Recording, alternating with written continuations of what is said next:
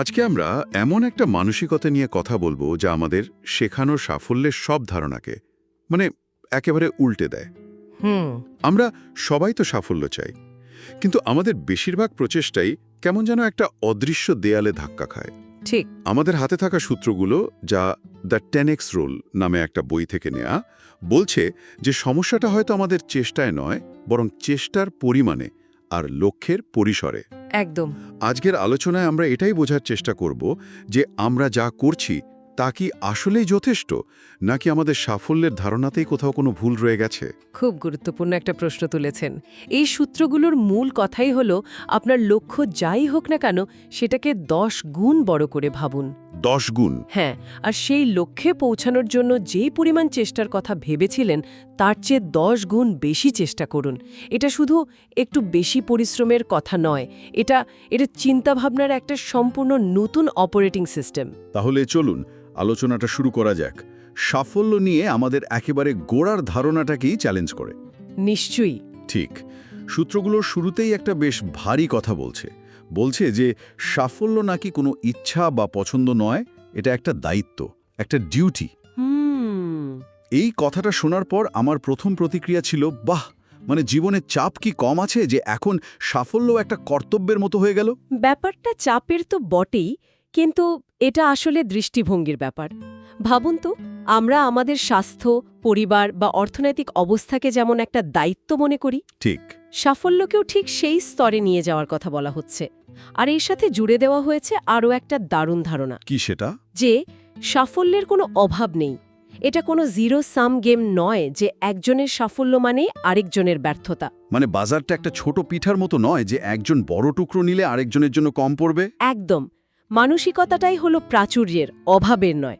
বেশ, কিন্তু আসল প্রশ্ন হলো, এই সাফল্যের পথে এগোতে গেলে আমাদের কাজকর্ম বা অ্যাকশনগুলো কেমন হওয়া উচিত?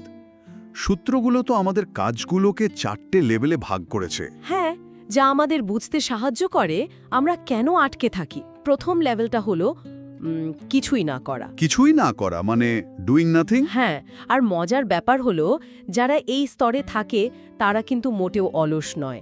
তারা তাদের এই নিষ্ক্রিয়তাকে, মানে এটাকে ঠিক প্রমাণ করার জন্য অজুহাত বানাতে প্রচুর শক্তি খরচ করে। তার মানে অজুহাত দেওয়াটাও একটা ফুল টাইম জব। অনেকটা তাই। আর দ্বিতীয় লেভেলটা হলো পিছিয়ে আসা বা রিট্রিটিং। এটা তো আরও বেশি হতাশাজনক। কেন? কারণ এখানে মানুষ চেষ্টা শুরু করার পর হয়তো ব্যর্থতা বা প্রত্যাখ্যানের ভয়ে পিছিয়ে আসে। ধরুন, কেউ কয়েকবার বিক্রির চেষ্টা করে হাল ছেড়ে দিল, দিয়ে বলল, এই বাজারটা খুবই খারাপ, এখানে কিছু হবে না। ঠিক। এই সিদ্ধান্তকে আঁকড়ে ধরে রাখার জন্য কিন্তু মানসিক শক্তির প্রয়োজন। তারা তাদের পিছিয়ে আসার সিদ্ধান্তকে সঠিক প্রমাণ করতে ততটাই শক্তি খরচ করে যতটা একজন সফল ব্যক্তি তার লক্ষ্যে পৌঁছানোর জন্য করে। আচ্ছা, প্রথম দুটো লেভেল তো বেশ নেতিবাচক, কিন্তু তৃতীয় লেভেল মানে সাধারণ বা গড়পড়তা কাজ, এটাই তো আমাদের সমাজ সবসময় করতে বলে, তাই না? করতে বলে, আর ঠিক এ কারণে এটা সবচেয়ে বিপজ্জনক। কেন? এখানেই তো বেশিরভাগ মানুষ স্বস্তি খুঁজে পায়। আর সেই স্বস্তিটাই ফাঁদ, কারণ সাধারণ বা গড়পড়তা কাজ আমাদের ততক্ষণই সুরক্ষিত রাখে যতক্ষণ চারপাশের পরিস্থিতি স্বাভাবিক থাকে। কিন্তু পৃথিবী তো আর সবসময় স্বাভাবিক থাকে না। একদম। যখনই কোনো অপ্রত্যাশিত সংকট আসে, যেমন অর্থনৈতিক মন্দা বা প্রযুক্তির পরিবর্তন, তখন এই গড়পড়তা স্তরের মানুষেরাই সবচেয়ে বেশি ঝুঁকির মুখে পড়ে। তার মানে সেফ খেলতে গিয়ে আমরা আসলে সবচেয়ে বড় ঝুঁকিটা নিয়ে খেলি। তাহলে পথ একটাই খোলা থাকছে, চতুর্থ লেভেল, যা হলো ব্যাপক কার্যকলাপ বা ম্যাসিভ অ্যাকশন। Massive action. এই ধারণাটা শুনতেই কেমন যেন একটু চরমপন্থী মনে হচ্ছে। চরমপন্থী তো বটেই, কারণ সাধারণ ফলাফল চাইলে সাধারণ কাজই যথেষ্ট। কিন্তু অসাধারণ সাফল্যের জন্য অসাধারণ পরিমাণ কাজ করতে হবে। এই স্তরের মূল দর্শন হল অনুমানের খেলা বন্ধ করা। মানে কতটা চেষ্টা যথেষ্ট হবে তা না ভেবে যত বেশি সম্ভব চেষ্টা করা। আর এর একটা দারুণ পার্শ্ব প্রতিক্রিয়া আছে। কি সেটা? নতুন নতুন সমস্যা তৈরি হওয়া। সূত্রগুলো বলছে, যদি আপনার জীবনে কোনো নতুন সমস্যা তৈরি না হয়, তার মানে আপনি যথেষ্ট কাজ করছেন না। বাহ, সমস্যা তৈরি হওয়াই অগ্রগতির লক্ষণ। ঠিক। এই ম্যাসিভ অ্যাকশনের কোনো বাস্তব উদাহরণ দেওয়া হয়েছে? হ্যাঁ, লেখকের নিজের জীবনের। তিনি একটি নতুন শহরে যান যেখানে তাকে কেউ চেনে না। তার লক্ষ্য ছিল সেমিনার ব্যবসা প্রতিষ্ঠা করা। আচ্ছা, তিনি যা করলেন তা হল প্রতিদিন সকাল 7টা থেকে রাত 9টা পর্যন্ত কাজ করা এবং দিনে প্রায় 40টি সংস্থায় ব্যক্তিগতভাবে গিয়ে কথা বলা। দিনে 40টা? হ্যাঁ, তার সাথে একজন সহকর্মী গিয়েছিলেন যিনি 3 দিনেই ক্লান্ত হয়ে পড়েছিলেন। 3 দিনেই? এটাই হলো ম্যাসিভ অ্যাকশন, এমন পরিমাণে কাজ করা যা আপনার ইন্ডাস্ট্রিতে বাকি সবাই অযৌক্তিক বা অসম্ভব বলে মনে করে। আচ্ছা, তাহলে বিষয়টা শুধু অনেক বেশি কাজ করা নয়, এর পেছনের মানসিকতাটাও জরুরি। সূত্রগুলো একটা কথা বলছে, গড়পড়তা একটি ব্যর্থ সূত্র। Average is a felling formula. এর মানে কি? এই যে যারা গড়পড়তা তারা সবাই ব্যর্থ, এটা তো বেশ কঠিন কথা। কথাটা কঠিন, কিন্তু এর পেছনের যুক্তিটা হলো গড়পড়তা হওয়ার লক্ষ্য ঠিক করলে আপনি সবসময় গড়পড়তার চেয়েও নিচে থাকবেন, কারণ অপ্রত্যাশিত বাধা আসবেই। বুঝতে পারছি। স্টারবাকসের প্রতিষ্ঠাতা হাওয়ার্ড শুলজের একটা দারুণ উদাহরণ আছে। 2008 সালের অর্থনৈতিক মন্দার সময় যখন অন্য সিইওরা খরচ কমাচ্ছিলেন, তখন তিনি কি করছিলেন জানেন? কি? তিনি সারা দেশ ঘুরে গ্রাহকদের সাথে কথা বলছিলেন, তাদের ভয় আর আশার কথা শুনছিলেন। রাত 9টায়ও তিনি দোকানে গিয়ে কর্মীদের সাথে আর গ্রাহকদের সাথে কথা বলছিলেন। এটা কোনো গড়পড়তা সিইওর আচরণ ছিল না। তার মানে অন্যরা যখন গুটিয়ে নিচ্ছিল তিনি তখন আরও বেশি করে মাঠে নামছিলেন। এই মানসিকতা থেকে কি আধিপত্য বা ডমিনেশনের ধারণাটা আসছে? একদম। কিন্তু প্রতিযোগিতা ছাড়া কি ব্যবসা বা ক্যারিয়ার ভাবা যায়? আমাদের তো ছোটবেলা থেকেই শেখানো হয় ফার্স্ট হতে হবে। আপাত দৃষ্টিতে তাই মনে হতে পারে, কিন্তু একটা সূক্ষ্ম পার্থক্য আছে। প্রতিযোগিতা মানে হলো আপনি আপনার প্রতিবেশীর দিকে তাকিয়ে তার চেয়ে এক কদম এগিয়ে থাকার চেষ্টা করছেন। আর আধিপত্য?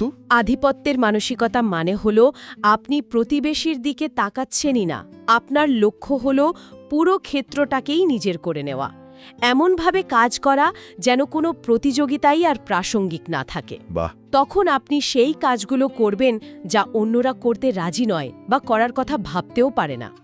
একে বলা হয় অনলি প্র্যাকটিস। Only practice? এর কোনো উদাহরণ দেওয়া যায়? অবশ্যই। একটা ডেন্টাল ইমপ্ল্যান্ট কোম্পানির উদাহরণ আছে।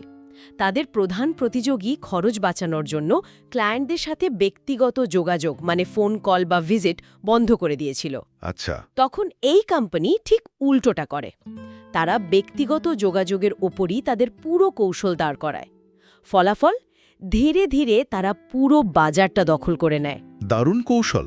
আরেকটা উদাহরণ আরও চমকপ্রদ। একটা সংস্থা তাদের ক্লায়েন্টদের গাড়ি নিয়ে পার্কিং লট থেকে বেরিয়ে যাওয়ার সময় ফোন করে ফিরিয়ে আনত। কি বলছেন? এটা শুনতে দারুণ লাগলেও একটু বিরক্তিকর মনে হচ্ছে না? ক্লায়েন্ট বেরিয়ে যাওয়ার পর তাকে আবার ফোন করে ফিরিয়ে আনা। আপনার প্রশ্নটা একদম ঠিক। এটা তখনই কাজ করবে যখন আপনার কাছে সত্যি মূল্যবান কিছু দেওয়ার আছে। যদি ফিরিয়ে এনে আপনি সময় নষ্ট করেন তাহলে এটা একটা বাজে কৌশল। আচ্ছা আচ্ছা। কিন্তু যদি আপনি সত্যিই এমন কিছু দেন যা গ্রাহককে অবাক করে দেয়, তাহলে আপনি তার মনে চিরস্থায়ী জায়গা করে নিলেন। এই সংস্থাটির বিক্রি প্রায় 50% বেড়ে গিয়েছিল শুধু এই একটা কাজের জন্য। অবিশ্বাস্য। কারণ এটা ছিল অপ্রত্যাশিত। অন্য কেউ এটা করার কথা ভাবতেও পারেনি। এটাই অনলি প্র্যাকটিস। তার মানে এমন কিছু করা যা অপ্রত্যাশিত এবং অন্যদের পক্ষে অনুকরণ করা কঠিন। সামাজিক মাধ্যমের ক্ষেত্রেও কি এই নীতি কাজ করে? অবশ্যই। লেখক যখন সোশ্যাল মিডিয়া ব্যবহার শুরু করেন তখন তিনি দিনে 2 বার পোস্ট করতেন, যা ছিল তৎকালীন সাধারণ নিয়ম। কিন্তু পরে তিনি 10x নীতি প্রয়োগ করে দিনে 48 বার টুইট করা শুরু করেন। দিনে 48 বার? আমার তো দিনে একবার পোস্ট করতেই মনে থাকে না। মানুষ বিরক্ত হয়নি? প্রথমে অনেকেই সমালোচনা করেছিল, বলেছিল এত স্প্যামিং কেন, কিন্তু তিনি থামেননি। কয়েক মাস পর মানুষ বুঝতে শুরু করে যে এটা স্প্যামিং নয়, এটা হলো প্রতিশ্রুতি। কিসের প্রতিশ্রুতি? তার বার্তাটি ছিল স্পষ্ট, আমি এখান থেকে কোথাও যাচ্ছি না, আমি এই বিষয়ে এতটাই জানি যে আমি সারা দিন কথা বলতে পারি। ধীরে ধীরে সমালোচনার জায়গা নেয় প্রশংসা। আচ্ছা, যে কেউ এই ধরনের ব্যাপক কাজ করতে গেলে দুটো জিনিস আসবেই, ভয় আর সমালোচনা। প্রথমে ভয়ের কথা বলি। নতুন ক্লায়েন্টকে ফোন করতে বা জনসম্মুখে কথা বলতে ভয় পাওয়াটা তো খুব স্বাভাবিক। আর সূত্রগুলো বলছে ঠিক উল্টোটা করতে। ভয়কে একটি দারুণ সূচক বা ইন্ডিকেটর হিসেবে দেখতে বলা হয়েছে। সূচক কিভাবে? ভয় মানে হলো আপনি সঠিক দিকে এগোচ্ছেন, আপনি এমন কিছু করছেন যা আপনাকে আপনার আরামদায়ক গণ্ডির বাইরে ঠেলে দিচ্ছে। যদি আপনার কোনো কিছুতে ভয় না লাগে, তার মানে আপনি সম্ভবত যথেষ্ট বড় পদক্ষেপ নিচ্ছেন না। তার মানে যদি আমার কোনো কাজে ভয় না লাগে তাহলে আমি যথেষ্ট বড় কিছু করছি না। এটা তো বেশ উল্টো কথা। একদম।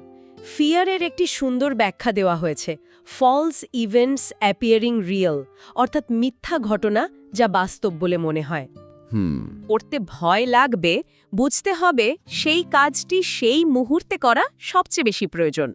ভয়কে একটি সবুজ সংকেত হিসেবে দেখতে হবে, লাল সংকেত নয়। আর সমালোচনা, সাফল্য আসতে শুরু করলে, বিশেষ করে যখন আপনি দিনে 48 বার টুইট করছেন, তখন তো সমালোচনা আসবেই। সমালোচনাকে সাফল্যের একটি নিশ্চিত লক্ষণ হিসেবে দেখতে হবে। আপনি যখন কিছুই করবেন না, তখন কেউ আপনার সমালোচনা করবে না। ঠিক।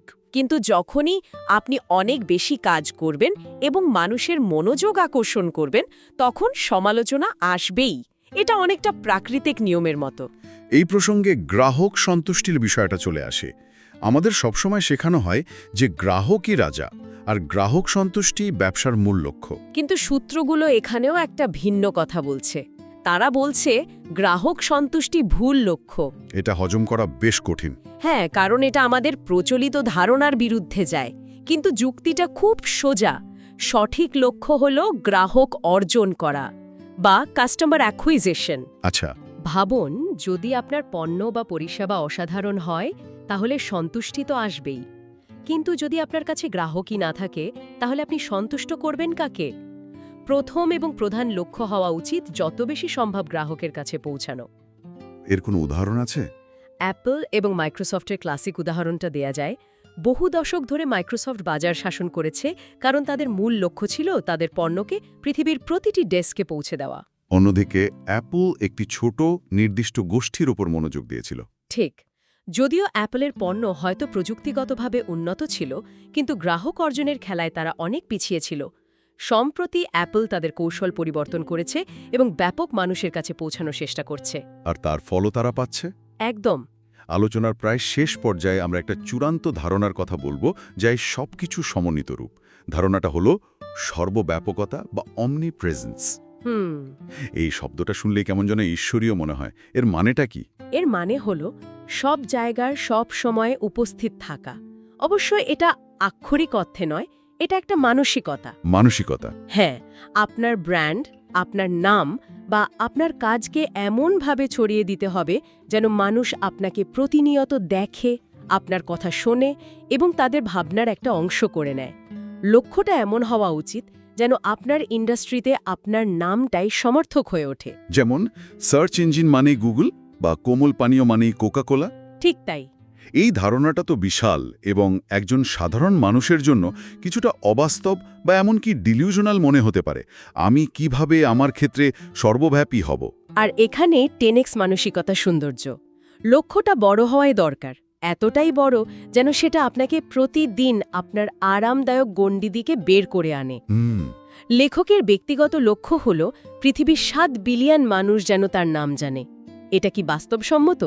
সম্ভবত না, কিন্তু এই বিশাল লক্ষ্যই তাকে প্রতিদিন ব্যাপক কাজ করতে অনুপ্রাণিত করে। আচ্ছা, সূত্রগুলোতে একটা ব্যক্তিগত গল্প আছে। একবার কিছু মানুষ লেখককে খুব আক্রমণ করেছিল। তখন তার স্ত্রী তাকে একটি দারুণ পরামর্শ দেন। তিনি বলেন, ব্যাপক সাফল্যই সেরা প্রতিশোধ। বাহ, সাফল্যই সেরা প্রতিশোধ। এই কথাটা খুব শক্তিশালী। এই কথাটা লেখকের মানসিকতা বদলে দেয়। এরপর তিনি তার সমস্ত শক্তি ব্যয় করেন নিজেকে সর্বত্র ছড়িয়ে দেওয়ার জন্য, যাতে তার সমালোচকরা যেখানেই তাকাক সেখানেই যেন তার সাফল্য দেখতে পায়। তাহলে আজকের এই গভীর আলোচনা থেকে যদি মূল বিষয়গুলো তুলে আনতে হয়, তাহলে আমি বলবো সাফল্যকে একটা ইচ্ছা হিসেবে না দেখে দায়িত্ব হিসেবে দেখা। ঠিক।